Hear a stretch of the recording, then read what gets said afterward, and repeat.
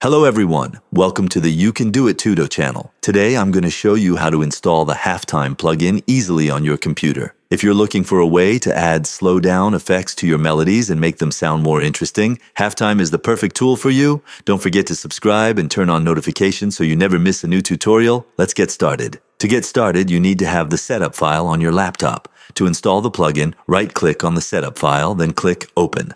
Next, click Yes when prompted. The installation window will appear. Click Next. Click Next again. Click Next one more time. Finally, click Next again. Okay, the installation is complete. Now it's time to load the plugin into your software. I'm using FL Studio for this tutorial. Open FL Studio, go to the mixer and select any channel. Click on a slot to insert an effect. Select More Plugins. Click Manage Plugins. Click Find Installed Plugins. This will scan for all newly installed plugins. Once the scan is complete, check the small star icon next to the plugin to add it to your effects list for quick access in the future. That's it. Thank you for learning with us. Don't forget to subscribe for more tutorials. You can do it.